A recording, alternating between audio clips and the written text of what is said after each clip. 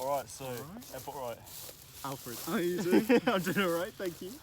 Not too bad, not too bad. We've been talking a lot, walking around and stuff. Yeah, there's a lot I'm looking forward to talking about. Sure, yeah. But I suppose, just to start us off, you know, we've been sort of talking about our walks in nature and stuff. Yeah. It's something you do a lot? Yeah, absolutely. Yeah. No, like I try and make it like an everyday thing. Like I'll try and, especially we're in Bramford right now. We've gone around like a long way to get here, but it's like Bramford is just on the outskirts of Ipswich, so it's very close to heavily urban area. So it's a real escape from even Bramford village, which is a lot more rural feeling than Ipswich. Out here, it's like a whole different world. It almost feels like you never see people either. Like the occasional dog walker, but it's pretty solitary. Yeah, tranquil. Yeah. What do you think? You sort of forget about when you're in the city that nature provides you, because I think the nice thing about coming into this beautiful scenery here is you sort of get a lot of space all of a sudden. Definitely, yeah. I mean, I'm reminded of my own company too. It's like a bit of a cliche, but like I don't know, I forget like just like hearing the sound of your breathing, like the sound of as you tread on grass and stuff like that. Like things that are there all of your waking hours, but there's loads of other distractions and things. It feels much more kind of like back to, I don't know, like basics. Like you notice the things that you've taken for granted. Like kind of like you forget your breathing, you know, you don't consciously beat your heart or anything else. But like those things which happen automatically in the background, you start to notice again. I think that can help ground you a bit, which is quite nice. When I'm like, I've got a lot of ideas swirling around or anything, I often like go for a walk around these parts and stuff. Like at least once a day I like to. And it's really nice for like clearing the head and as I said, going back to that baseline state, like a bit of a hard drive wipe. I think a lot of people kind of forget that baseline state exists a lot of the time. That you can just get in tune with your breathing, like you say, and your maybe even your heartbeat or like the sort of wind on your skin and stuff like that. And like so it's good to have nature as a sort of way to connect with that. Do you see yourself, like, this is a big question I often think about, do you see yourself living in a city or in the countryside later in life? Later in life, it's a really difficult question. I'm really split between the two because I love people, I love being social, I love doing things, I love like projects and things. That's the other thing, like going to university in Durham. I loved, even though Durham's not a big city, I love the city environment there where you've got like, especially the university and stuff, you've got all these buildings and organisations and things, lots of things to get involved with. Whereas country, I love the aesthetic of the country, like the peace and quiet and like everything else about the city, like the rush, the busyness, I don't vibe with. It's just like the socialising and the career and aspect of it, which I like. But if I could have that with the country, everything else, lifestyle, and then I'd choose that. But it's a difficult thing because I think that's one of the things where you can't. It's really difficult to compromise. Like I think some things it's almost best to pick one or the other. Like I'm trying to think of a good example. I had a really good example earlier of just like, because some things you can kind of do both at the same time, but some things it's like you almost lose what's so special about one if you compromise it with the opposite. Like true.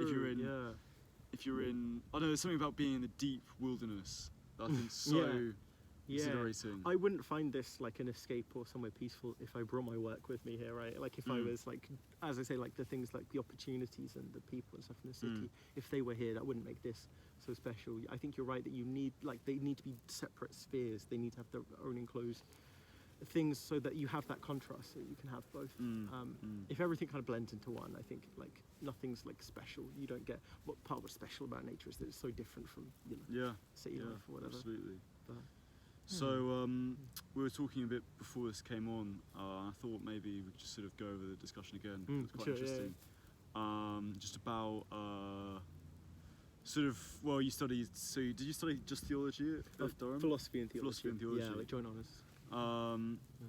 And we were talking about sort of religious experiences and kind of people. This weird thing how you know, what makes someone decide to be a Christian instead of a Muslim or whatever. You know, what do you make of that as an atheist? You know, you see all these different religions. Why did you study it in the first place as it's atheist? really like difficult to say exactly what drew me to it. I always found these sorts of questions really interesting. Yeah. I always kind of came at it from like, I like to think like a very open-minded. I really wanted to kind of get to the bottom of some of these questions of like, is there a God and something like that. And I mean, it's probably like inevitable and like typical that I come out of it with more questions. You know, a degree in one of these things. Like no one who does a theology degree or a philosophy degree, it's like, wow, I've got all the answers. Like, you know, of course you come out knowing more about what you don't know about than you did before. But like specifically in terms of like how it influenced, I guess, my religious belief or like thoughts on religion and stuff like that. I think I always thought there was something I wasn't getting about religion. I was like, wow, like, you know, I've properly engaged with religion. You know, I studied at GCSE A level, and I talked to a lot of, you know, decent number of religious people and stuff. And I engaged with Christians, you know, the street preachers and stuff. And I always thought there was something I've been missing. Like there must, like these guys, like they can't, like they're not crazy, right? Like they're like loads of incredibly intelligent people. Like they're onto, like they're not just like all, you know, it's not ridiculous. It's obviously a plausible thing that sensible people can come to, but I just didn't get it. It wasn't something that I got, and I haven't really come close to an answer on that, like on because I still don't get it, kind of thing. I don't have faith. I don't really know what it would mean to have, or like why I kind of would as a person. But the closest answer I have come to is that my relationship to Christianity is the same as a Christian's relationship to any other religion. Like Christian's relationship to Islam or Judaism or Hinduism or, you know, Buddhism or anything else, where I'm like, yeah, that's cool, and like I respect it, and I can absolutely see like how you'd, you know, believe that and stuff. You know, it sounds like really great, but I just don't kind of feel the same about like the way people have religious experiences, right? Say in Christian society and become a Christian, they say, wow, I always have that impulse in me, that drive towards God, and the same way they don't have a drive towards, you know, one of the Hindu gods or, you know, or something like that. That's how I feel towards Christianity. And so that I've helped articulate, I guess, the way I feel about religion. Would you say you feel more sure about your sort of beliefs around religion, like before or after your degree? I feel more sure and less sure in different ways. So one thing I was always unsure of is I thought, like, if I go to uni, I might find like the killer argument for the existence of God, and that's going to change and I'm going to believe in God, because I'll be like, wow, that is irrefutable proof. And I kind of like hoped that would happen. I was like, well, that'd be really interesting. Like, I'd understand why everyone does believe in, kind of, you know, loads of people do, and that, as I've got to know the lay of the land in terms of theology, but also apologetics and philosophy of religion, that sort of thing, I've realized I have like a reasonable like familiarity with most of the major ideas in that, and none of them I like whoa, like really took me by surprise, like hit me in the chest. I was like, how can I refute this kind of thing? But then in terms of like actually being close to knowing definitive answers about any questions you would have about religion, like what's the origin of everything, like, is there a God, kind of thing, I feel more like unsure about knowing the answer to those than ever before. It's interesting, I still call myself an atheist given that. I mean, it's interesting. What interests me about that is that you said like you sort of hoped you'd find irrefutable proof that God was real. Like, was that where do you think that come? Because I know what you mean. There's something quite cool about that idea, you know, like that there's sort of some kind of intelligence behind our worlds. Like, was that hope in the sense that it'd just be cool, or was it like you like the idea of believing in God, or like where does that come from? I think part of it was growing up I was around a lot of, you know, I always went to I went to Church of England primary school. Then my high school was kind of religious. It was like kind of that was Church of England as well, I think. And I was always around religious people, and I was always like, I just don't get this. I'm not sure. Like we've grown up in similar environments, but I don't have any of these strong feelings about like I really strongly feel that God exists or believe in God or anything like that. So ultimately, I guess I went into it wanting to get to the bottom of that, and that was the question I wanted to get to the bottom of. And I thought if I found something that's like, oh well, this is the reason they all believe, and like I can understand why someone would want to believe given this thing, whether it's an argument or like an analogy, or something that an experience, something that I could gain access to at uni or feel that, and studying it, and I just kind of did. So that's why I hoped, I think I would answer my question of, I wonder why people are religious, and if there seems to be like something there, some good reason, then obviously that would mean I should want to, but it wasn't like, I don't think like a hope that God was out there somewhere kind of thing, because I was always, the disposition I took towards like the existence of God was the same as I take towards dispositions I take towards like this is going to sound like maybe I'm not mocking people like the existence of aliens or something. Where I'm like, it was an interesting like theoretical possibility, but I don't feel super strongly one way, and I really don't think I've seen like good evidence for it. Like, if I did find evidence, I wouldn't be like, that's impossible kind of thing, but like I just haven't happened to come across it. Yeah, I might eat my words sooner on the aliens front, the Congress UAP investigations, but we'll see. Do you think there are a lot of people at like studying theology for the same reason? Like, what was the makeup? How many people were religious and how many people were sort of atheists or agnostics? It's difficult to gauge. I think as you go further up theology, it skews slightly more theist than atheists. Yes, like people doing masters and PhDs are much more likely to be theists, and then the lecturers, I'd say, were probably majority Christians. Though not all of them. I definitely knew a couple of atheist lecturers there.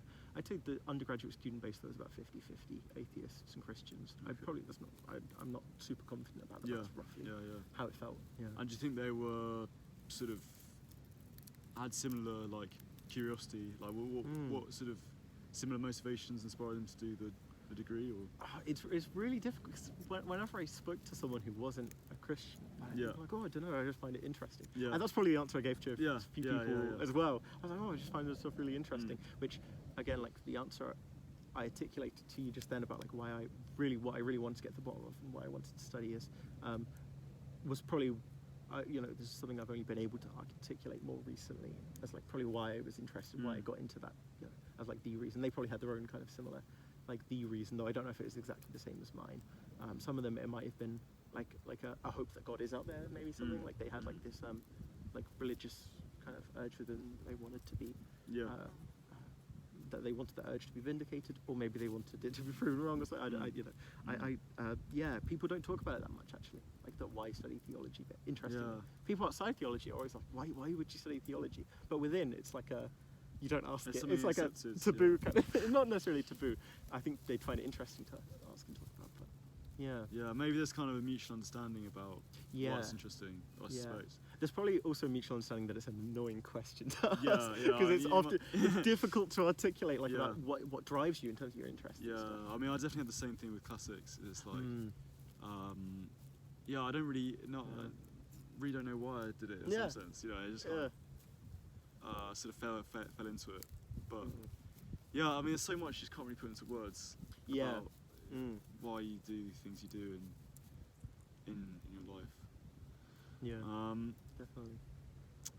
So how do you think you find sort of meaning if without God in life? That is a very difficult one. It's funny because I think religious people often, that seems to be a real sort of argument they give. It's like, how do you have any meaning to your life? But I don't know, I feel like it doesn't seem to be a problem for a lot of people. But I don't know what you think. I think when people say like meaning of life and meaning for life, I think there's a load of different things that term. I think it's a really vague term, and it can refer I noticed you had the intro to the meaning of life. The very short introduction was that I mainly because I collect those books. Someone got that for me actually. It was really. I just haven't read it yet. I really need to. I think it's a super vague phrase that can refer to a lot of things. I think one of the things it can refer to is kind of what drives you, why you bother doing these things you're doing. And I think there are a load of answers to that you can have that don't depend on the existence of a God. Like why do you get up in the morning? Why do anything? Why not just like, I don't know, log out kind of thing? Why engage with the world and do things? And they can be like one like really basic, like maybe hedonistic one was because I enjoy positive experiences and I want to seek pleasure in positive experiences.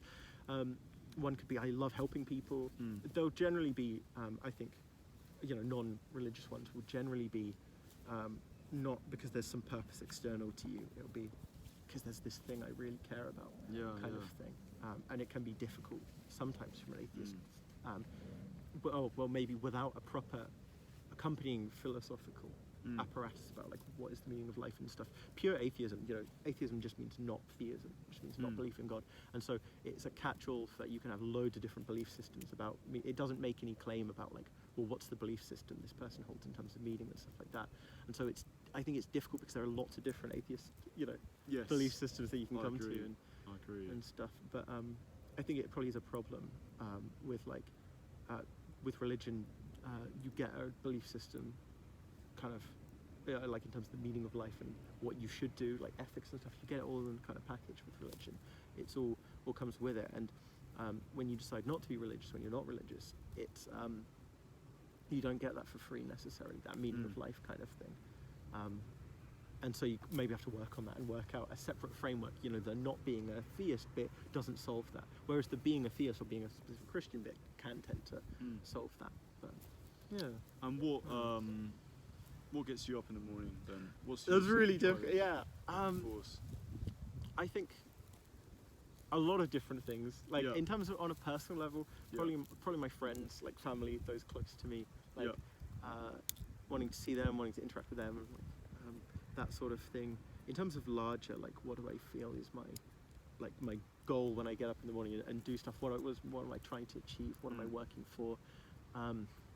It sounds quite grandiose, but I'm trying to, I guess, kind of make the world a better place. Like trying to leave it a better place than when I entered it in some small way.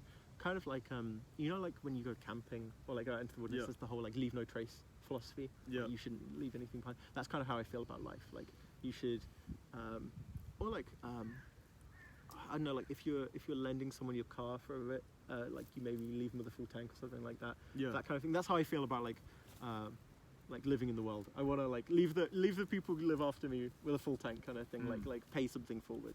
Kind of thing, because there's an awful lot of progress and people trying so hard to steer humanity in a positive direction that have led to me even existing at all, and the world being, in some ways we've got deeply flawed, but we've got so many like good things going for us. The amount of like tireless, like I think like scientific research and stuff, the crazy amount of research and stuff that's gone into having modern medicine and to having me, not die as an infant, get to this point.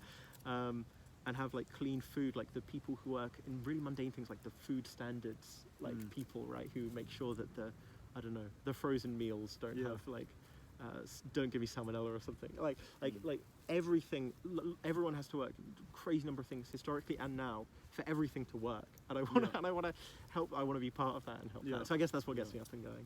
Do you think like everyone has a sort of deep purpose within them they have to discover?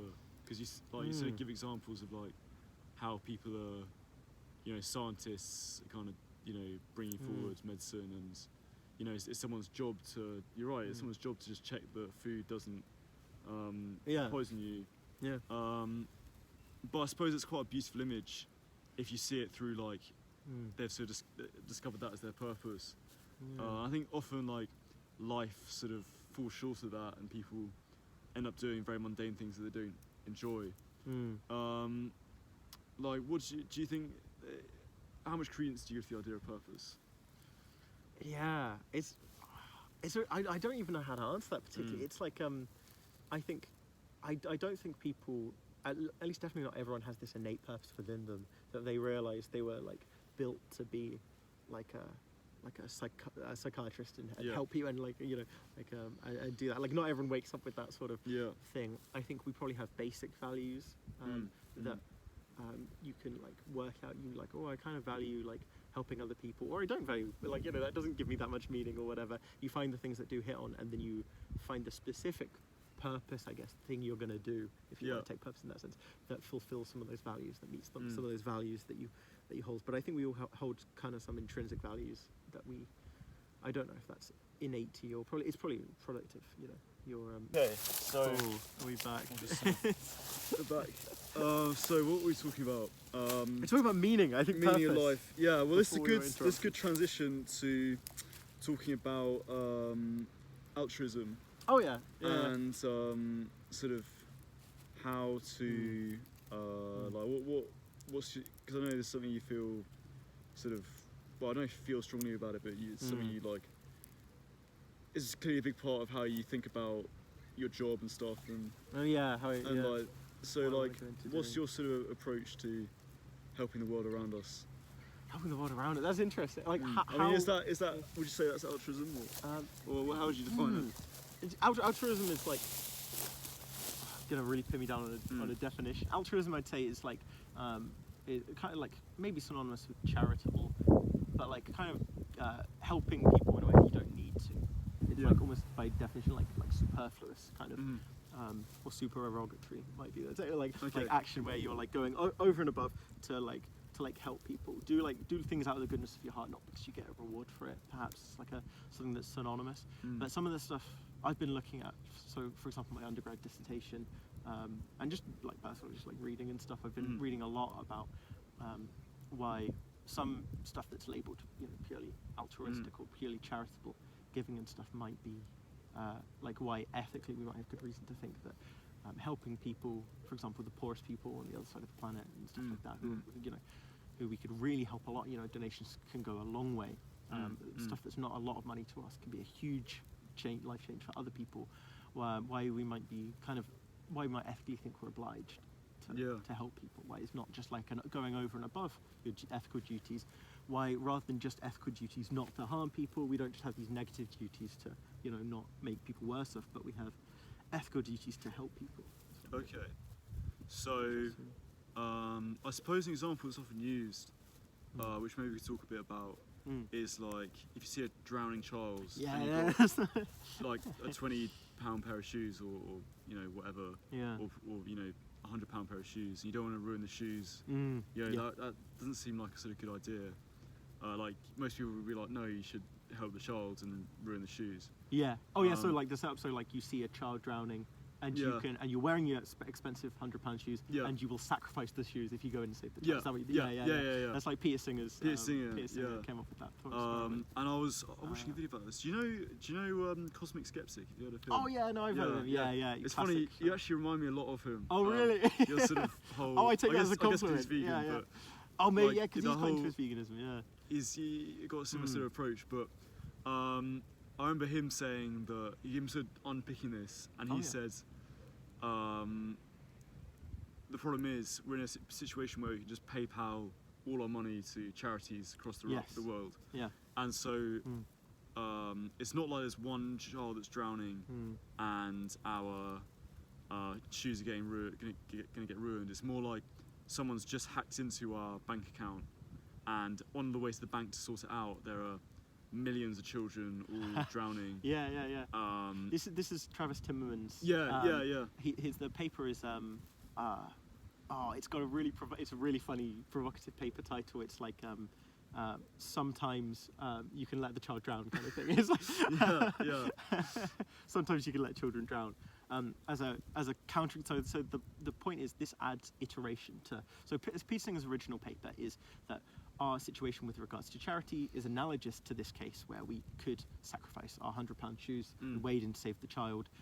When we spend £100 on shoes online rather than spending £100 to a charity, we're doing as much wrong as we would if we ignored the pond, because obviously it's stuff like the distance between us and the person in need. Like distance it's not obvious why that would make an ethical difference, for example. And same with like not seeing the child firsthand. That seems like the type of thing that's like an arbitrary factor, and will affect how we act. Obviously, like the reason we don't feel the same when we buy the shoes online is because psychologically it's not the same as having this pressing drowning child right in front of you. Obviously psychologically we know why people do that, but do we have good ethical reason to support what we do is the question. Travis Timmerman's many drowning children case, his argument is that this is more analogous, like you were saying, to the situation we find ourselves in with regards to charities. Unluckily, Lisa is the character in this thought experiment. It's a really great thought experiment, and I think it highlights one of the problems in Singer's principle itself, which his principle is his strong principle of sacrifice. For example, he has a couple, but the most popular, his main one that he focuses on, the strong principle, is that we should, whenever we are able, we should prevent something bad from happening, whereby we can do so without sacrificing anything of comparable moral importance.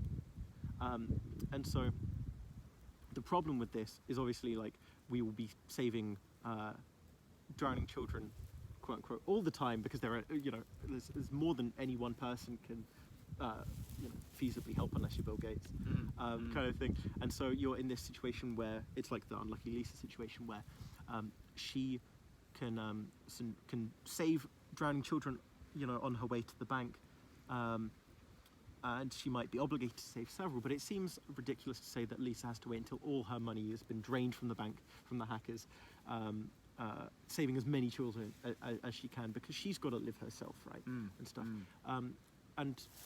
Timmerman, the author of this paper, acknowledges that the principle of sacrifice would say that, when Lisa might not be able to afford food, that's the point where she can stop saving children and go to the bank and stop it. But it's still troubling that it would require her to get to that point. So, like, to the point where she is, not able to live a life of fulfillment. His example is she can never go to the cinema. She's never going to be able to go to the cinema, because that's a luxury she can't justify having the money for, when, you shouldn't go to the cinema instead of saving this drowning child in front of you. And anyway, it's a long way around. This is good, but the problem this highlights with Singer's original principle is that it's a non-aggregative principle. It doesn't take into account aggregate sacrifice. It treats every single sacrifice as an individual scenario. And so the problem with why it doesn't say, of course Lisa doesn't have to sacrifice her whole life doing this, because, the conclusion to the thought experiment, I should probably add in, is that he says, say the bank are unwilling to do anything about this, and this scenario repeats every day, where new shallow ponds form in between Lisa and the bank. Hackers hack into her bank. She's going to the bank to stop them draining the money out of her account, but she can choose to save children on her way. For each child, it'll take 5 minutes.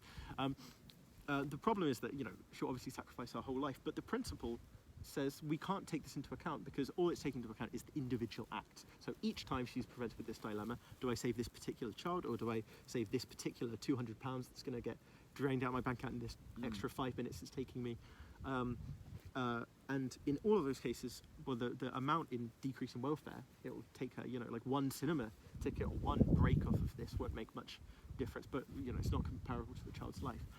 So kind of what I argue in my dissertation is that this is true of Singer's principle, but it's not really in the spirit. The spirit of Singer's principle is that you are sacrificing something of comparable moral importance in a sense if you spend your whole life doing this and forced to spend your whole life, and you can never go out with friends again, or all of these things that seem to make a life worth living. And so my solution, which I think it's not particularly radical, it's pretty in line with Singer's general suggestions on this, things he's written on this. My suggestion was to modify the principle, so it says we should prevent very bad things from happening whenever we can do so, without thereby sacrificing anything of comparable moral importance, either in one case or cumulatively over the course of a lot of actions. So that takes into account the cumulative effect of many of these individual sacrifices. So that's the response. Sorry, it's very long-winded, but it's quite technical. That's I'm glad you sort of explained it properly, because I think it's a lot to get into. I suppose the pushback that a lot of people give to not just sort of giving money to charity, but like just helping people generally, is that you should prioritise yourself, because you're in a sense you're the person you can give the most, make the most difference to. Absolutely. So if you prioritise, let's say, your career, you can sort of improve your career in a way that you couldn't improve going you give like 10 quid to build give malaria vaccines or can you get whatever it is, medication or something, whatever it is, in I'm not certain, in Africa or wherever, that's going to do something, but you could sort of if you exponentially sort of explode your sort of competence in your job, you'll have lots more money that you can give to charity, but also you'll be potentially a much more powerful force in the world. So it's difficult because I think both things are true. You know, I really think this a lot. Where like you just find two contradictory things. Like both you should give, and giving's like really the most important thing. Yeah. But then also it's really important to prioritize yourself. Yeah. I mean, what do you think about that? Or do you think that's just because it just sounds a bit like an excuse as well? Like, oh, I just want to prioritize myself. You know, blah blah blah blah. Definitely. But there is can do it. I mean, yeah, it can sound like it. But there is something. I can see why. There is something that resonates with me at least. Yeah. Which sort of seems to argue against being too altruistic. Yeah. There's two different things going on there. There's two different. I think there's two different things. So, one is like the suggestion that maybe we can actually be more effective. You know, we have a duty to be altruistic, and we can be more effective in this if rather than donating all of our money, we invest in our own career and stuff, and that will turn into more money which we can give to these causes. And I think that's very plausible. Yeah. In terms of like. If you're using it as an excuse to never give to charity, then obviously that's kind of silly. If you've got a huge surplus of wealth and you're like, no, I'm investing in my career, and it's not actually, you know, and you're never going to give to charity, then that's obviously, you know, you can use it as an excuse. But also, like, if it's either going to be like £500 to a charity now, or £500,000 in 10 years' time when you're a CEO or something, the people who are in really rough, you know, suffering in conditions of famine and stuff like that. Setting aside issues of maybe money invested now is worth more than money invested later or something like that, putting those aside, they don't care whether how you've got it. The more money means more, you know, famine relief and stuff for them. And so it seems like pretty anti-altruistic to be like, well, these people who are building up their careers and, you know, want to get high-paying jobs in order to then donate career salary, saying that those people are somehow not doing altruism as well. That seems like really suspect to me as a view, because they're doing more, right? They're doing more. You know, I think we absolutely have to. It has to be facts over feels to a certain extent when dealing with altruistic measures. We have to be effective, and like the effective altruism movement, for example, is like one of the philosophies that encourage this giving. The other thing in there was the idea that like you question maybe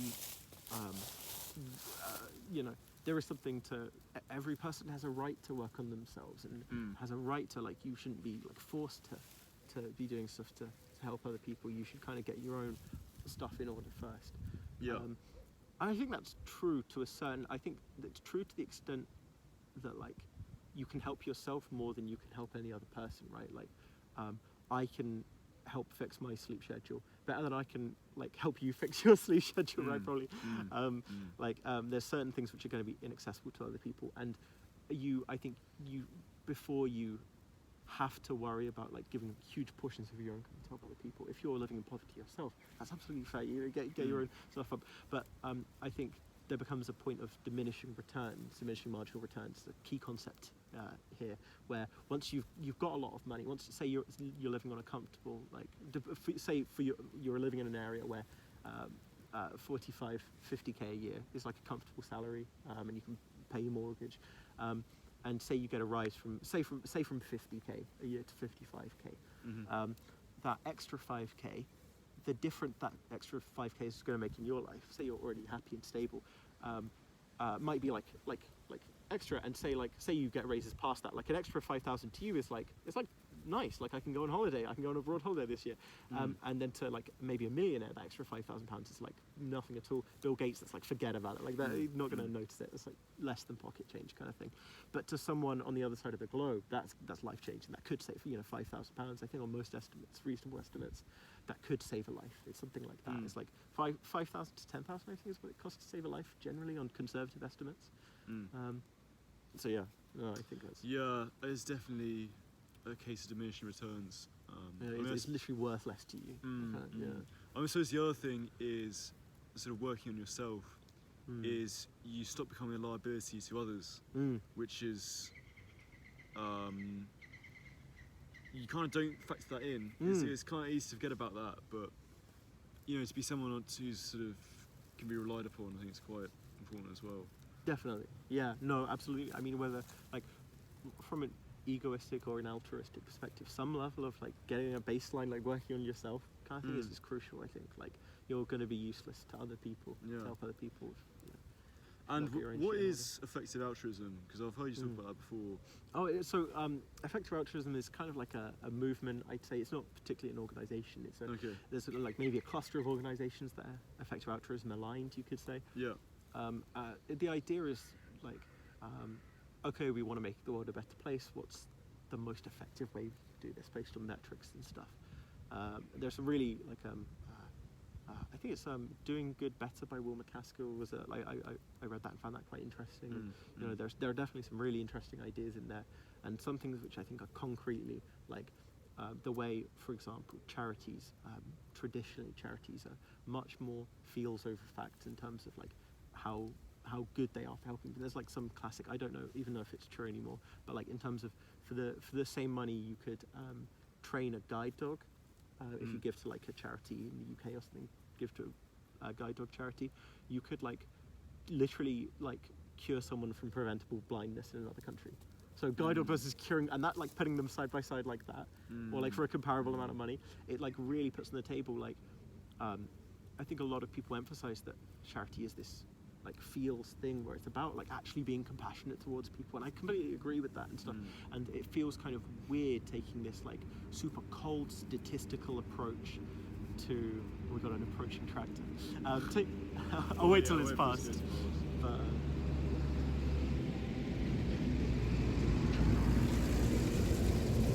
yeah, I think it can be really strange and unintuitive. Some people would feel bad taking this cold statistical approach to something that should be warm, helping other people.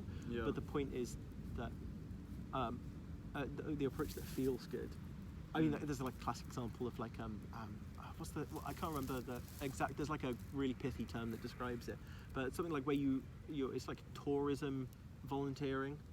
Or voluntourism or something like that, where people like rich people will go over to like African places and like tutor in schools or something for like a couple months, and it's like the amount of like the amount of flights like carbon emissions and stuff, and the amount of good they actually do is probably not very much, and the expense of the flights and everything. It's more an experience for you than it is for the people. You look at that sort of thing and you say, well, you actually really can't be too much feels over facts with it. Like, if for the same amount of money you could have saved several lives, then you're a pretty callous person. I'm not saying those people personally, but like that's a pretty callous attitude to say, well, we can never look at the effectiveness So I think we need that aspect there to an extent, definitely. Yeah.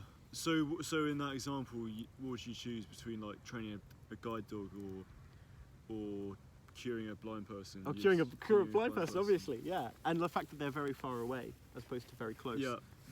Again, I'm in the camp that thinks distance isn't a morally relevant factor. Yeah. I think distance someone is away from me doesn't affect my duty to aid them in particular. So I mean, some people do. That's one of the ways some people resist seeing its conclusion. Yeah. It's not particularly popular. On that, it just made me think of you watched Rick and Morty. Oh yeah, no, I've seen that. Yeah. Do you know, it's quite a crude part, but do you remember that episode where the dad wakes up and he's like, I think he's been shot, and and so he gets taken to some, like, Rick takes him to some sort of alien hospital. Like space hospital. This sounds familiar. Yeah. And I think so, yeah. and the doctor's like, look, this is a bit awkward, but basically we've got this. There's this sort of really important alien sort of freedom fighter who's like, he's seriously injured. I remember this. He's gonna save. If he gets better. Is he called Shrimply Pibbles or something? Yeah, it's a really funny name, and they need his penis. Basically. Yeah, they need his penis to save this, person who's done a load of good. Yeah, and like, if he dies, if Shrimply Pibbles dies, like, loads of sentient beings are gonna suffer. Yeah. And like, so that's a really, and what is it to him in some? Well, I mean, it's a lot, but like.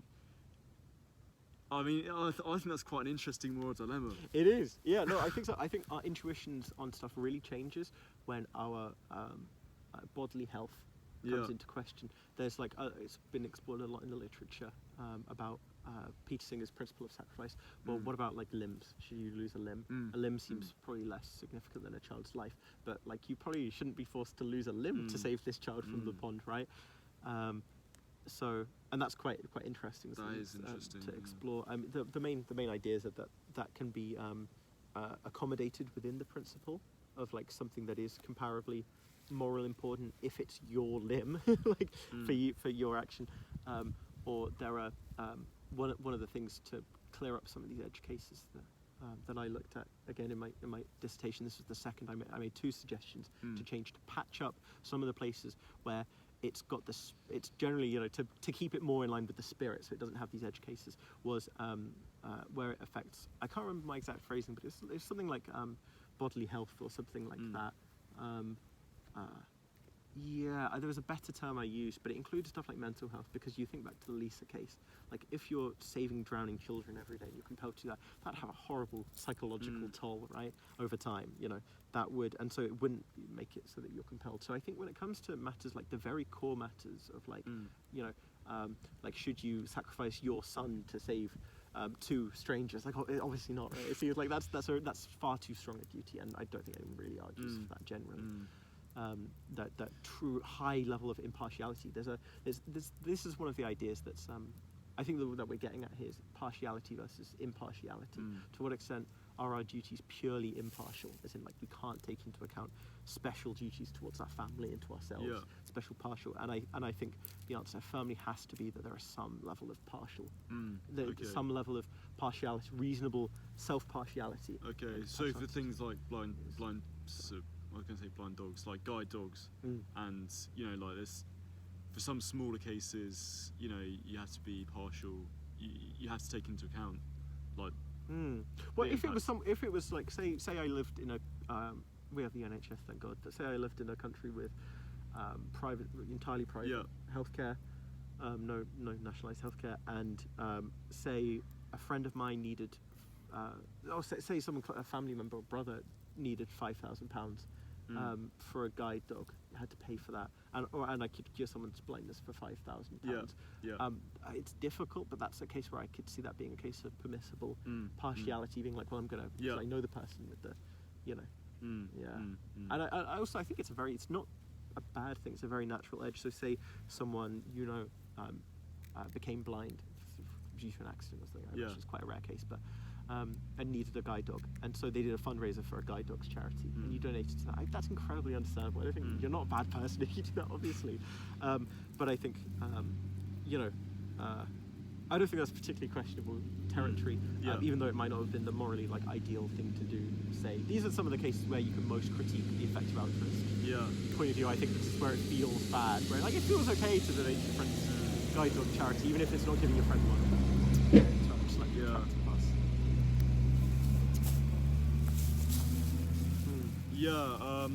one thing I'm quite keen to sort of talk to you about, which we sort of touched on, and it's quite, actually I didn't really realise this, but there are similar sort of themes in it, is veganism and sort of animal rights, and, you know, I suppose, well, what's your experience going vegan? Like, what was your, because when we first met each other, you were just a meat eater. Yeah, I was omnivore. And how did it was from a more sort of ethical perspective that you went vegan, as I understand? Was it? Yeah, no, it was. It was generally engaging with like just kind of light animal ethics stuff. I was like, wow, I didn't actually realise this was like basic. Like, it's really convincing. I think most of the arguments for I mean, obviously I would say I'm a vegan, but I think when you really engage with them on like an intellectual level, they're quite difficult to grapple with if you don't. So I'd recommend engaging with arguments for veganism if you haven't. But it was doing that. I was like, oh, actually, like I think this is probably true. I should probably like not harm animals, and that you do wrong when you harm animals in order to farm them, to sponsor farming, to harm them in order that you can eat them. And so I kind of knew it was like part way through sixth form I realised this from engaging with animal ethics just a little bit. And the more I looked into it, the more I was like, oh, it's not looking good. I'm gonna, like my I can't really justify how I live currently. So I thought I'd change. And so I went. It was more of a building up willpower thing. Went vegetarian at the end of sixth form when I was 18, over sixth form summer, and then I slowly from vegetarian started. I then learned about like why people go vegan, the animal ethics there. And generally, like even some of the most horrific treatment of animals goes on in the production of like eggs and dairy, for example. So the stuff where you imagine like you're not eating the flesh of the animal itself; it's a byproduct. Worryingly, those are some of the worst ethical parts. So I was like, okay, I probably should transition from vegetarian to vegan, and I did that kind of recently. So it's since December 2022. I properly made a concerted effort, and I think I've been vegan, since. I don't think I've knowingly, or not intentionally, eaten any animal products since then. And where do you sort of draw the line of when it becomes unacceptable to sort of harm an animal? Because I guess it's sort of two-pronged fork with the harm sort of done to animals. One is like just killing the animal itself, which is very unavoidable. That's going to presumably be painful, even if it's only momentarily for the animal. No matter how sort of compassionately you do it. And you're sort of the animal presumably doesn't really want to die. But then there's another sort of side to that, which is so people go for vegetarian or vegan for that reason alone, right? That's enough for a lot of people. But then there's another bit on top of that, which is the sort of it's not necessarily the killing itself, although that's obviously a factor for a lot of people, but it's more the sort of cruelty of animal farming itself and like the life that the animals live in, running very up to being confined. slaughtered. Which is it for you that sort of what do you think is more convincing as a reason to be vegan yourself? I think they're both. I think they're both sufficiently convincing, independent of one another. In terms of the amount of suffering animals live generally before being slaughtered, is great enough. It's, I think, good enough reason ethically that we probably shouldn't consume, at least mass-produced or like factory-farmed animals. Though, of course, I suppose if that was your only reason, I'm sure you could probably find some cases where it's super expensive meat, but it's kind of hand farmed, and generally maybe they've avoided like as many unethical practices as they can, and they've tried to give the animals quote unquote good life as possible. But generally that's very difficult because the financial incentives skew to the other way. It's very difficult to give the animal a good life. So like the suffering while they're alive argument wouldn't technically apply in those cases, even though that's a very small proportion of meat production, minuscule proportion probably. And then the them being killed aspect, I'd say is also like life severely cut short, probably paying the most before they die, whatever. Seems like a wrongdoing again in itself, and that happens in every case, obviously, where you eat meat, but also like even in cases like dairy cows are slaughtered when they can no longer produce enough milk to be efficient and useful, and then with egg production, for example, male chicks aren't useful, so often they're put into like industrial shredders and things, which is one of the most concerning practices. And again, that's not to do with because we're not eating their bodies, we're eating a byproduct, but that's No, I mean it's really quite sort of quite something when you like to grapple with what goes on in the meat industry. Well, one thing that I sort of that also interests me about it is because we were talking about altruism and like bodily health and like losing a limb. You shouldn't be forced to lose a limb to save someone in theory.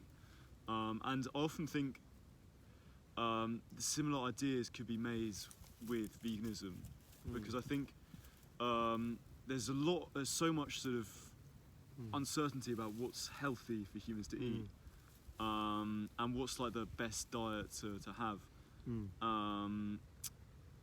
Like, do humans, because people do just say like veganism is the most sort of healthy diet. Like a lot of people, that's like a belief that like a lot of people go vegan for that reason. But then there's a massive, and this seems to be more of a trend now, is that animal protein is really the key thing, and you know, like veganism is not sort of healthy in the long term. But for a lot of vegans would be like, oh, that doesn't matter because it's still you know, better ethically. Yeah. And some vegans would say, no, it's healthier. Here are the studies, and it's kind of like, you know, you have both pros in a sense. Yeah. Where do you fall on that? Like, do you think veganism is like the best diet humans can eat, or do you think it's like you're compromising a bit of your health for a sort of ethical duty? I probably haven't looked. I'm by no means an expert on diet. I probably haven't looked into it far enough. My general understanding is that veganism, just by nature of it, unless you're eating loads of super processed vegan foods, you know, just doing a vegan diet isn't necessarily healthy. There are healthy vegan diets and healthy and non-healthy vegan diets, the same way there's healthy omnivore diets and unhealthy omnivore diets.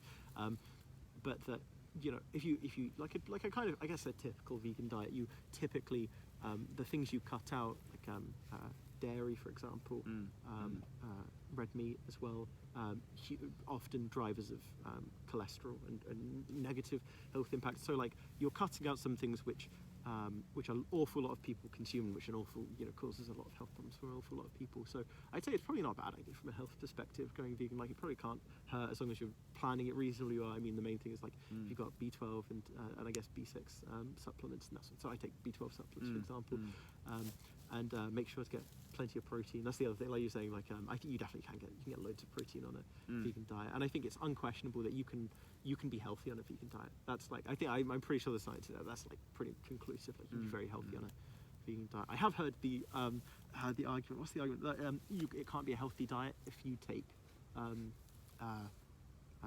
if you need supplements. It can't. It's not a healthy diet by definition. You can't have supplements. I probably have two. I think there's two main responses to it. One would be that, like, for example, I think it's relatively common practice to give animals like cows and stuff B12 supplements in their food, because the overgrazing, whatever it is, to ensure they're getting the right nutrients and stuff. And so we often give loads of animals B12 supplements, and they eat it, and then we eat them. So there's still supplementation going on. It's just like further down the production line. And then the other response is that I haven't heard anyone say this. I mean, I'm not super engaged in the vegan diet debates and stuff, but like, that's not really a definition of health. Like, when we say healthy, we don't generally mean it as in like we don't mean like that it's a diet that doesn't contain supplements. We mean like it makes you not prone to disease. You're not suffering from loads of, like, at high risk from loads of illnesses and stuff. And it seems to me that a vegan diet with B12 supplements, in terms of the conventional idea of what health is, does support that. In your opinion, how unhealthy would a vegan diet have to be to stop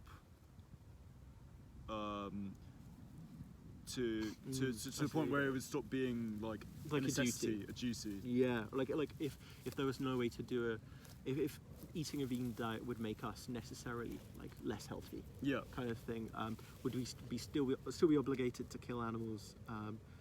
That's quite a difficult one. I'm quite it's a tough one. Like, I think personally, like, I don't have a super worked out ethical position on that, mainly because that's not the world we live in generally. But I think I think I'd probably be okay with, like, if it was like if you're like a slightly like plus extra like life expectancy for a perfectly planned meat diet versus perfectly planned vegan diet. I think it's still probably reasonable to expect people to pick the vegan diet if it's like living to 96 rather than 100. You know what I mean? It seems like a very small portion of life. But I can understand if people didn't have trouble with that argument. What about sort of like quality of life? Like, you sort of I know you're more prone to illness or like, well, let's just say that, where you're sort of, so, I'm not saying that, like, a lot of times you're saying like, I hypothetically, like, mean, if this were the case. I don't really know what's the truth or not, but like, you're sort of weaker from it, your immune system's worse. Like, what, I mean, it's difficult sort of to imagine, but What about something like that where it's not sort of life expensive? It's not your last few years, but it's like your whole life. Yeah, that's quite interesting. So I think like this isn't an area of animal ethics I've dived super deep into, but this would come under discussions of like how the worth of animal life compared to human life. So like all the main thing I'm interested in animal ethics stuff I've looked at is establishing that like animals do have moral worth, and like not like a tiny amount, they have decent enough moral worth. In terms of how much they're worth compared to a human, I can imagine even from a vegan perspective you come to a range of positions. My I guess intuition, which I'd like to study this more to come to a detailed conclusion, is that I'd say I value humans definitely higher than animals, by a considerable margin. I couldn't say exactly where I draw that line in principle, in terms of like, but like I think a good thing to think of is, because I think it does come down to this, like what is the relative worth of humans? Because if you think animals are have equal moral worth to humans, then it seems like a good way to imagine it would be, well, imagine if we had to eat human meat in order to and if we stopped eating human meat, then we would get a lot sicker. And it seems that we should probably accept people being just a bit more sick all the time to an extent, I like that's a nice that'd analogy. be a difficult thing. But then obviously the cases like I think the majority of views on animal moral worth, including mine, are not that they're equal value to humans. But yeah, I mean, one of the reasons you might think that, for example, to back that position up, why it's not entirely unfounded, but I think that. I think one of the things is that its capacity to feel pleasure and pain, for example, capacity to suffer, especially, that makes someone a moral patient. This is a kind of this is a bit of a Singerian view, Peter Singer's view, but it's definitely a widely held view that's what gives you moral worth. And so, but it seems like animal capacity to suffer is different than human capacity to suffer. In the same way that, like, well, if we go from a human to, like, if you tortured a human, that would be really, really bad. But if you tortured like a horse, that would be like less bad. And if you tortured like a rat or something, it'd be less bad. And then you think a snake, and then you think an insect or something. And then I don't know, if you could torture a bacterium or something like that, but or a gnat or something. It seems like with less complexity, you can imagine the resolution of the sense of pleasure and pain go down, where humans are capable of some of these really complex emotions, like especially oriented towards the future, like a real dread and a real like deep sense of mourning, which animals are absolutely capable of mourning, for example. But I wouldn't have thought, like, in terms of like humans have hopes for the future, so when you cut a human life short, those hopes for the future are gone, in the same way which I don't think an animal per se has those. And the impact on a human community, for example, for the death of a person who's important in that community, isn't the same as for an animal community, the way they would hurt for the death of one of their own. I think humans, the more advanced cognitive faculties, and not necessarily intelligence, because I don't think that's a good metric for moral worth, because obviously, like, heavily intellectually disabled humans, we treat them with for the same moral worth as Einstein or someone. Usually, intelligence is not a good metric for moral worth, but it's some of these more complex emotions and a more complex, nuanced understanding of a scenario perhaps can lead to a heightened feeling of pleasure or pain or things like that. So that's maybe a reason to think that. So there are definitely reasons on the other side. I mean, for like a huge one is like if you're a rat or something like that, you don't have much like grief might not be that useful of an emotion to have evolved with. In the same way that for humans it might be, because we have more complex emotions. For a rat, like its stimuli are more primitive, the stuff it's facing, and so pleasure and pain, if anything, it might feel them more keenly than a human, perhaps. Because it's like the whole thing. It's like, I mean, this is supposed to, so it's different. This counter argument. This is quite a technical area of animal ethics.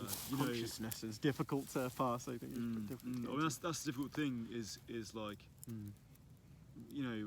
well, if you sort of pour a hot water down an ant's nest to kill, by that logic, just imagine the sort of suffering. But on their scale. On their scale, if like the pain's more intense for them because it's all they got. That's a really worrying. I think, it's a crazy thought, isn't it? Thing. There's well, this is part of the effective altruism, effective altruist thought that I've engaged with that I find quite interesting. Is worrying about. Well, they have they're short and they have X risks and S risks, for example. Right. I'm not deep enough into it yet. There might be other types, but those are the ones I know about. And X risks are existential risks. Okay. And S risks are suffering risks. And so these are things like we're trying to worry. This is especially to do with like long-termist ideas. Like how do we make sure the future is okay? Because the vast majority of people who ever will live, as long as we don't wipe ourselves out, will live in the future. And so it seems like if we want to affect the most number of people, we should affect them. Set them up. Well, sorry, just introduction to long-termist ideas. Where was I going? Sorry, it was with talking about S risks. That was it.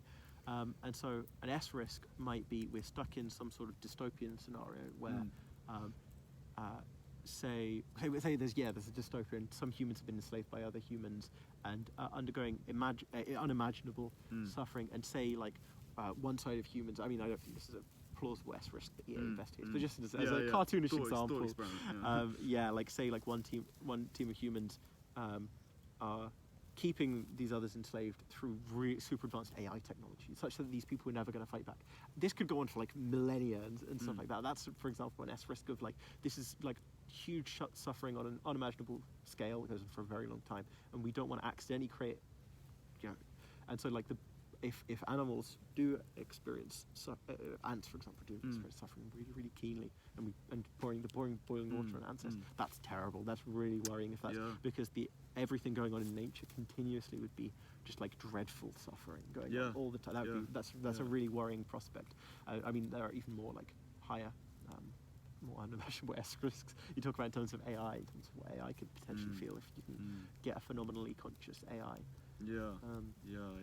But, I mean, I guess in a way you could sort of say,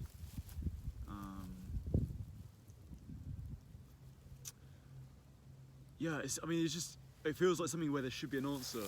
We should definitively know like which. It's a really worrying. It's worrying that we don't. Yeah, but it comes down to like, it's really only very recent that we started to care. I mean, obviously not. I'm sure there are instances throughout history of people caring about animal welfare and animal ethics and stuff like that. But in terms of widespread, as in dedicating research and resources on a big scale towards research in animal ethics, for example, is a very recent thing. Like, and we think back to like even other humans. Still not afforded equal rights to each other, and people still think other people are subhuman and stuff like that to this day in other parts of the world. It's kind of no surprise that this is a tremendously under-researched area. Animal welfare and suffering, because we've only started to care about it recently. And there's also the fact that a lot of this comes back to what would it be like to be an animal? Like, what is their like conscious experience like in terms of pleasure and pain, which this is the fundamental problem of the hard problem of consciousness even, is that conscious states are inaccessible to people. Like, I can't know exactly what it would be like to be you, like from a first person perspective. We can't access each other's phenomenal states, at least currently, with our current understanding of science and philosophy of mind. So we will never really know what it's like to be on, for example. So it seems like a really difficult thing to settle what they actually feel based on external facts, which are facts about, their structure, but not what they feel. What's your predictions in the future for veganism? Like, do you think? I'd imagine you think it's something that's going to grow. Yeah. Do you think it's something that's going to grow, like fast, or do you think it's like something that's like going to be a slow change? That's quite difficult to say. I think probably hugely depends on world conditions, like if we had a big world war or something like that, or if a climate crisis happens, right, like especially like sooner than we can take action, prevent it or reverse anything, then that will be then my guess would be it's much less likely, because it would be very preoccupied. I think that's kind of why veganism is really taking off here and now. In the West, for example, rather than in the West, several hundred years ago, we were very preoccupied with just keeping humans alive and stuff like that. Whereas we've got to a point now where I think people are affluent enough to be able to have the luxury of caring about that, thinking about that stuff rather than just their own survival and survival of the immediate people around them. So it will probably be dependent on how well we are prospering as a species, and as societies, how much societies will. So if, for example, in the West we continue to be very affluent, and then I imagine veganism in the West will continue and keep growing. I would hope, at least. We'll see. I mean, I've been pretty. Obviously, I would say this. I'm a vegan. I've been pretty convinced by these arguments. But in terms of, I think we look back at times in history and say, like, oh my God, how could these people ever do this? How could these people, for example, subject other humans to slavery, for example? Think of, like, oh my God, that's like unthinkable. Like, we know now that's so obvious to us that that's a moral wrong, and you can think of a million other moral wrongs in history. I would imagine that we'll look back on our treatment of animals as like another one of these list of things which was look back as a morally abhorrent thing, as a moral atrocity. And I hope that we get to that stage, or that would be my thoughts. Well, I think we'll, if we get there, then I imagine we'll look back and think, wow, that was really horrible. Yeah. That's partly what led me to veganism, was thinking about. I didn't realize this is a concept, for example, they talk about in EA, but I thought about this before. They talk about what do they call it? They call it issue, like cause X or something. Well, I think cause X is like the way EA discussed it. That might be like better for searching it up and stuff. But it's about like, well, there have been these huge causes throughout history, like civil rights, right, like rights for women, rights for gay people, much more recently established. What are the things today that we're doing that people are going to look back and be like, oh my God, how did they do that? Those things, those are horrible things. And as I said, I think veganism will be one of those things, and that's kind of what led me to that. But it's perfectly plausible. There are lots of other things that we're going to look back and be like, how on earth did they not see this as the moral atrocity that it was? And have the majority of people endorse it and stuff. And do you think there's danger in sort of second guessing yourself about that? You sort of end up doing stuff for the sake of what the next generation's going to think of you. I mean, maybe that's a good way of looking at it, but I suppose more important, I think, is your own conviction about what's right and wrong. Yes. I think it's probably you could plausibly use that as an excuse to convince people of silly or wacky causes. You could, right? Obviously, like, it's not a good rationale to 100% buy into any new ethical idea that comes along that you think, oh, maybe we should worry about this kind of thing. You should definitely, it's good. You should look into the things and be pretty sure about them. But I think it's a good response to. I think the general attitude is, well, we've probably got things mostly figured out. There's probably a few things, which is unfortunately probably how an awful lot of people felt in the 18th century in America, right? We can't be that far off the wrong in terms of morals. And I think that we can't have that complacency. We have to be looking for these ways in which we might be blind to a big ethical issue. Though, of course, that isn't reason to hop on any ethical issue we think could be of concern, for frivolous reasons, because we haven't looked into it properly. I think there was probably a huge amount of society, for example, in America in the 18th, 19th century, who witnessed the oppression of people brought over from Africa firsthand and didn't kind of flinch at it. there's lots of documented historical evidence of people speaking out against it and saying from the start, we shouldn't be doing this. This is a worry, and there's plenty of that. You get loads of people with that moral sense. I think whatever it is, it's a worrying proportion. But people did find it perfectly normal and fine and acceptable. I mean, any large proportion is worrying, of course, but I mean, like, probably a majority, I would guess, sometimes in places, would have been okay with that. And that's probably very conservative and naive. It's probably much more than a simple majority in some places. Sometimes I'm hedging my bets because I'm not a historian. It's not something I know a lot about, but it is definitely something that focuses the minds. When you think about... Sure you love the combine harvest.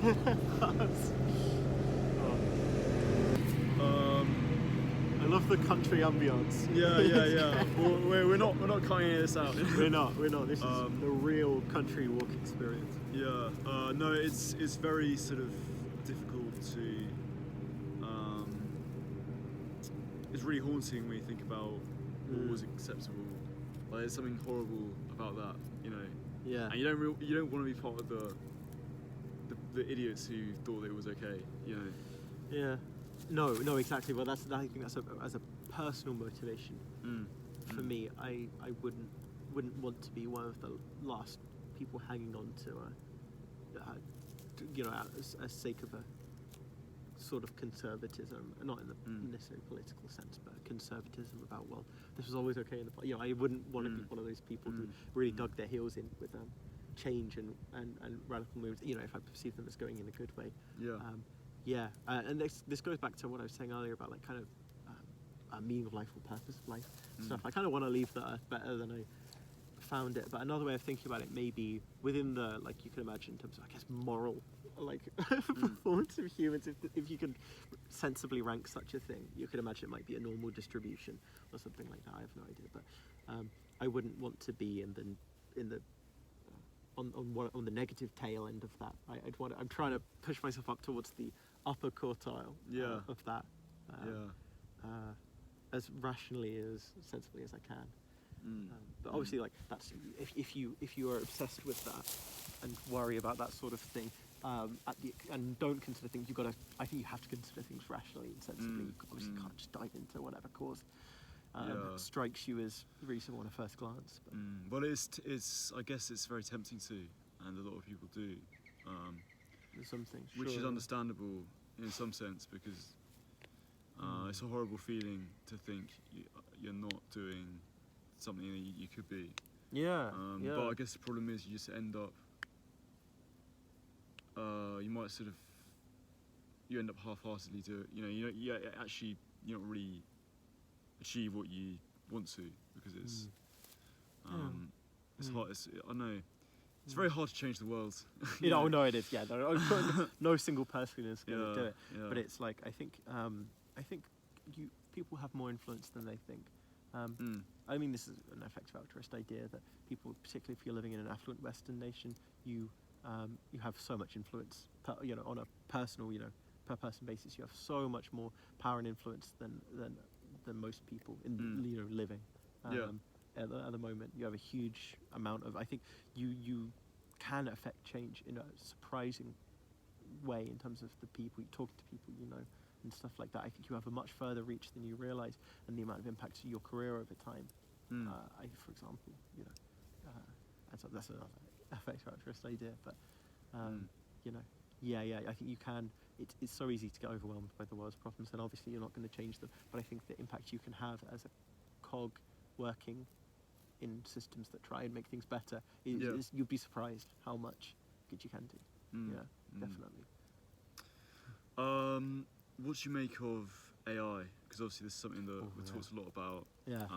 And it's very relevant to your degree, and I guess it's the next stage in ethics. Human development. It's like a very profound moment, because we never had this problem in our species before. Of engineered intelligence. Right? It's basically synonymous with artificial intelligence, I guess, but it's like, it is a novel problem that we're seeing emerge. I think there's a lot of people approach AI risks if they're very new to it.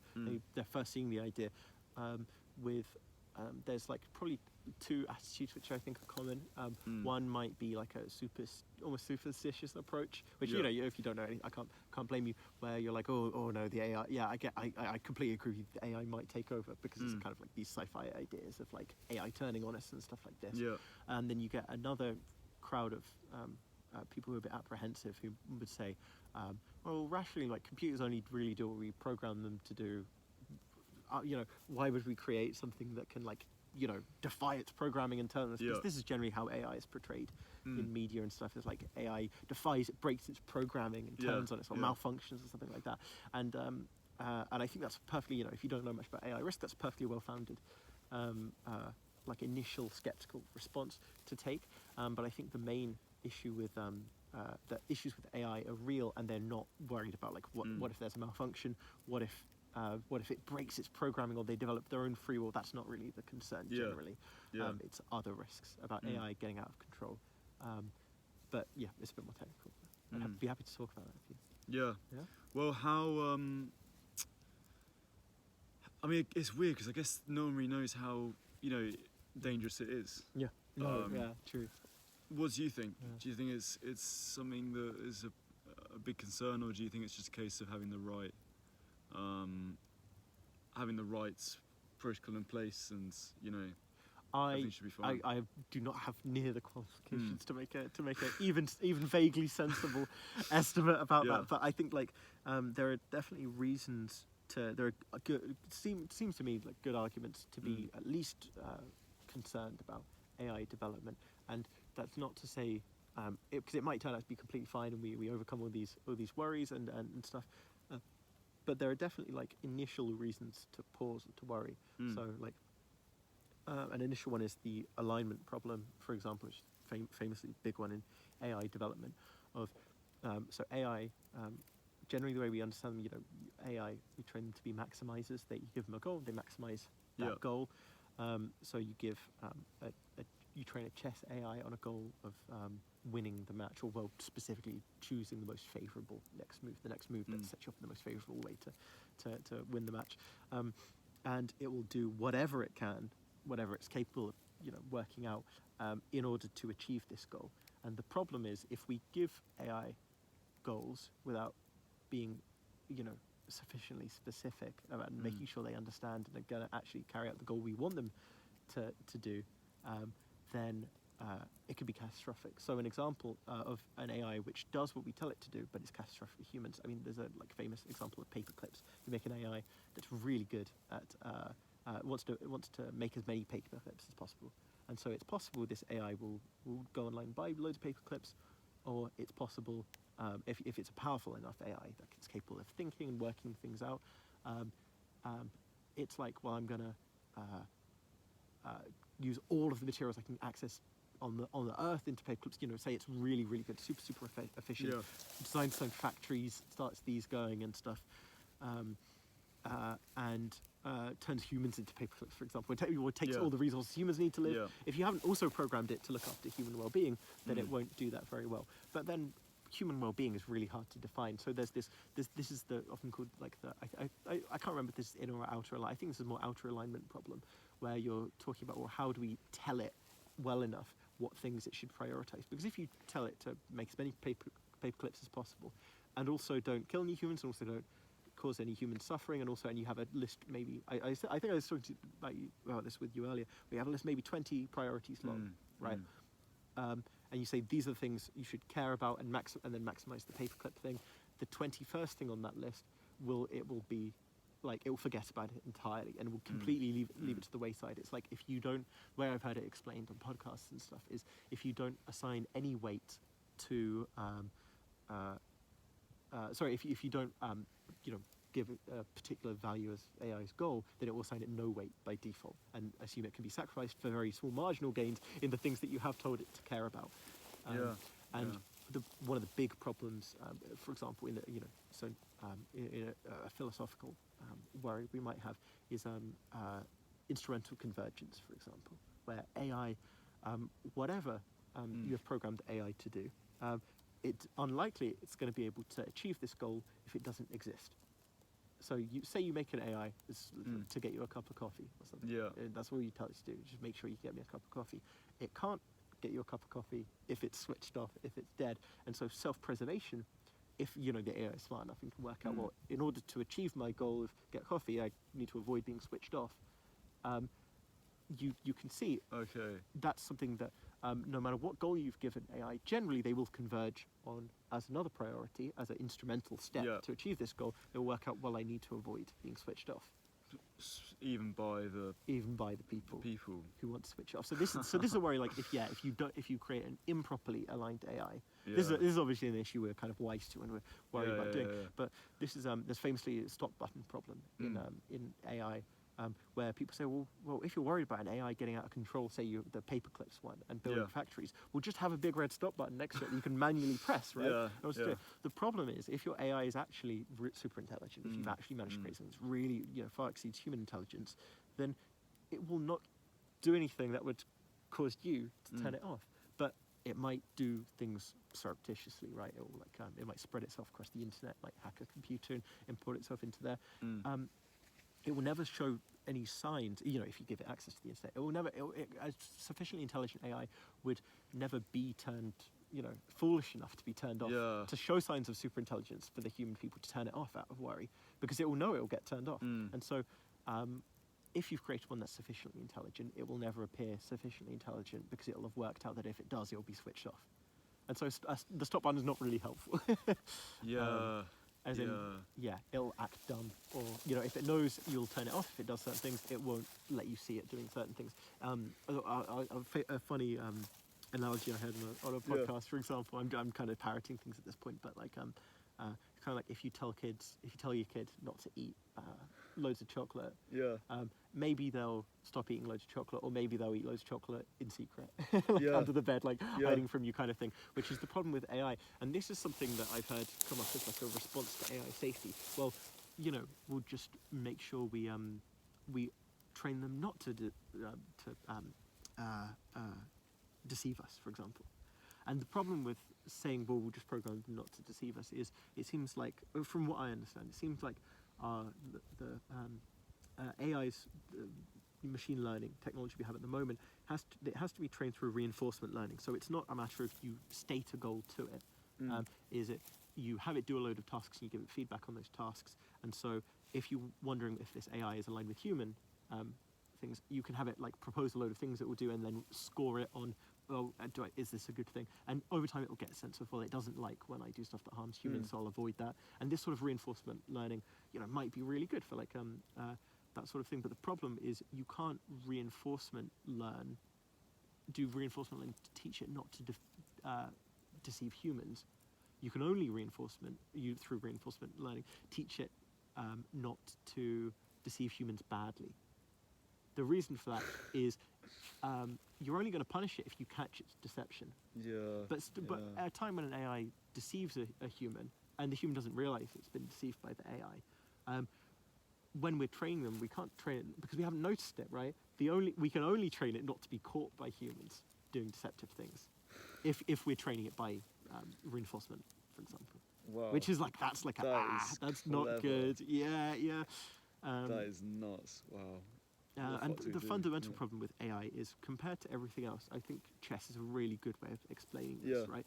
So a human, when you're working out what the best chess move is, you probably will imagine, well, I make this move, what move are they going to make? And you kind of think, if you're very good, grandmasters can look several moves into the future, depending on the game position, and think, well, if I do this, they can do this, and I can do this. But if instead I had done this, computers are much better at processing these sorts of things. You can have it run hundreds of scenarios. And so human-programmed chess engines are much better than humans, But chess AI are a whole different thing than these other chess bots that we've programmed, because the chess AI, this is going to be a very layman's, non-computer science definition of a chess AI, but my understanding is basically we've started it off with some like baseline code and ideas of how to make a move, and it kind of experiments and gets positive feedback when it does moves well, it gets negative feedback, and the coding, the process this AI is performing in order to work out what move it's going to do.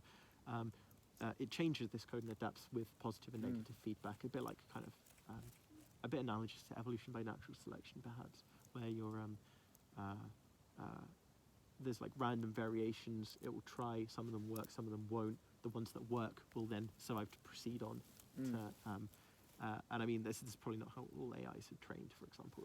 I know you get adversarial training, for example, where you put an AI against another AI, and they've got to, you see which ones work better, and the better ones will then go against each other, and you have more variation there. The same way organisms, you have genetic variation, and then the ones which have the best will go on to reproduce, and then they will have genetic variation and repeats. But the problem is, over time, the code changes and stuff. But the Google, I can't remember what it's called now.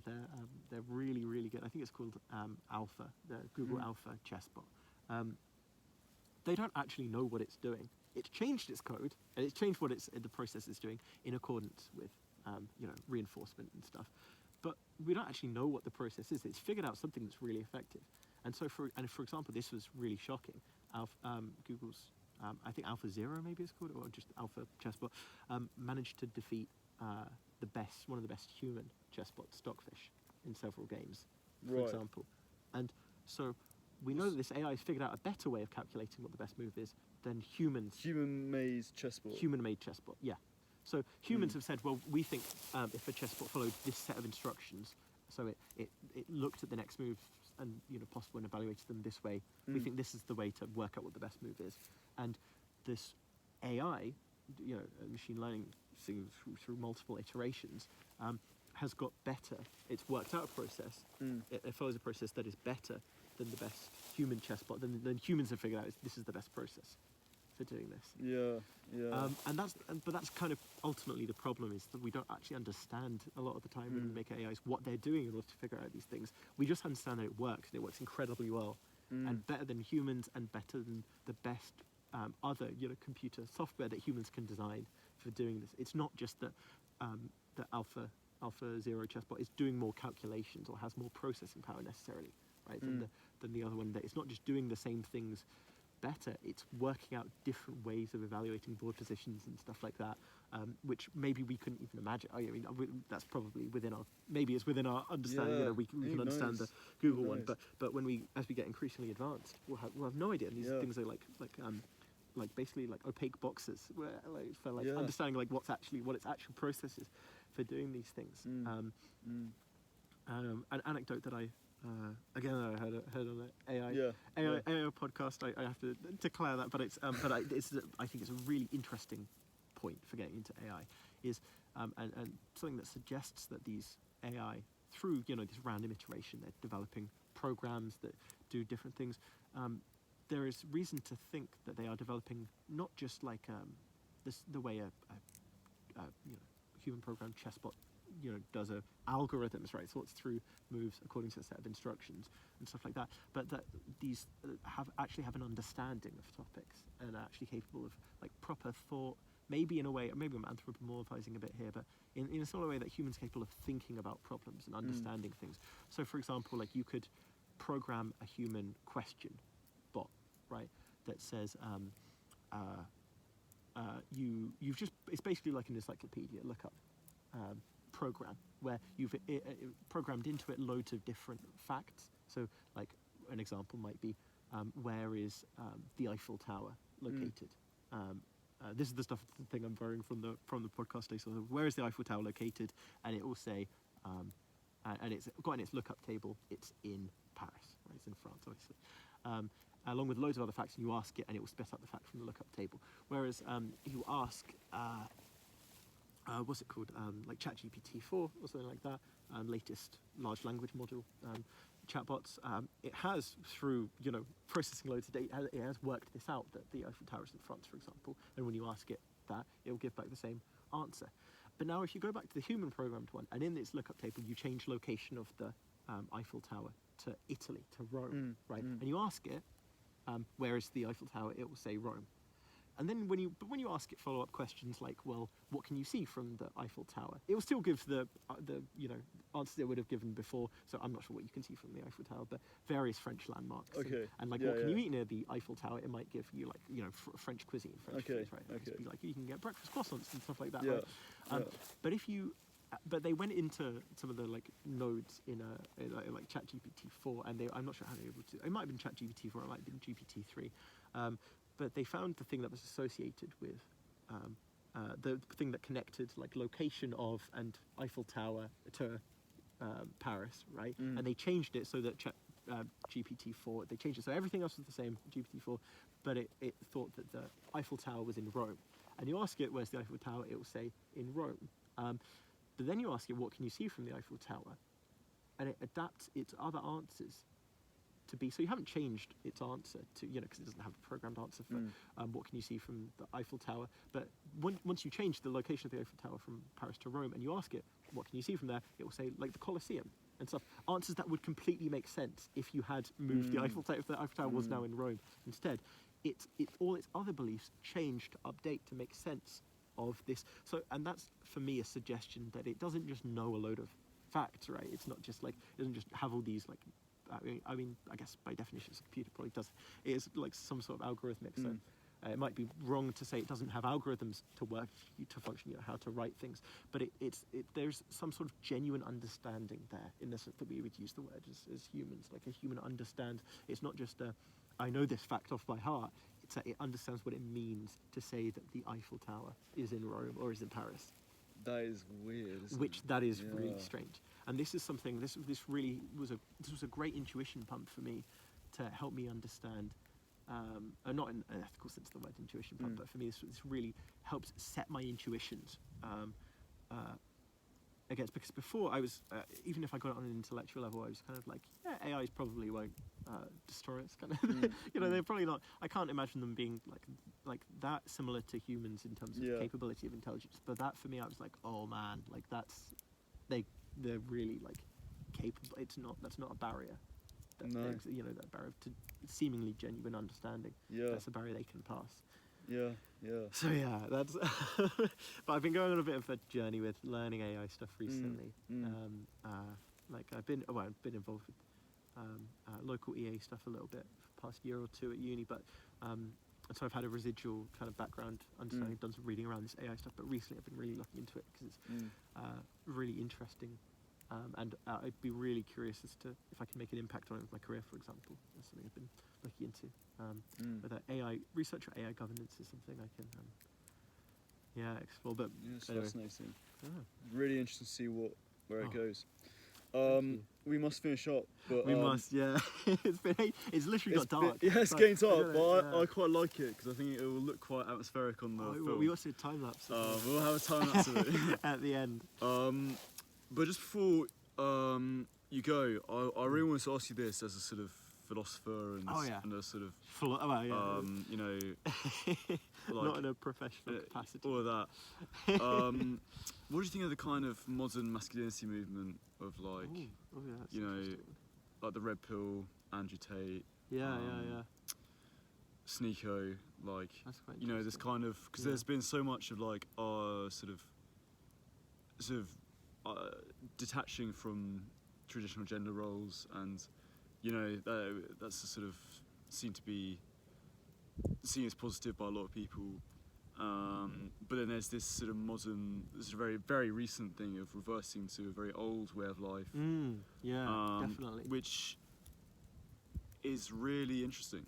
What do you make of it? Yeah, there's a lot of different I currently make of the Sneeko, Andrew Tate movement. I doesn't seem to me that movement kind of has legs at the moment anymore. As in, they've come to a really strange position where it's not like, from what I've seen at least, I'm not terribly hooked up with it all, but it seems like it's not traditional conservative attitudes to we should just return to the past in terms of, because you speak to conservatives and stuff, and you go get a conservative view of gender, which is not one I subscribe to, but it's like you get a complementarian view of gender, right? Where you say, well, men and women have different character traits and they complement each other, but both are equally important and stuff, right? Yeah. And you see that, and you see a lot of people, wanting to return to that. We want to return to, we don't want the difference between men and women broken down. We don't want to return to traditional. We want to return, to traditional gender roles, whatever they may be. But there's still in those conservative movements a lot of the time, at least acclaimed, respect for women, for example. We really respect the role women have in the home, and they often say women are the authority in the home on homely matters if you're one of these conservative types. But it seems like the Andrew Tate types and Sneeko and stuff are very much they want to have their cake and eat it too, where there's an awful lot of we being against very masculine men, very feminine women and stuff, but then also without that respect for the traditional women, even in the traditional gender role category. There's an awful lot of misogyny around it and stuff, even when there's they want to return to traditional. There's a weird incongruence between those views.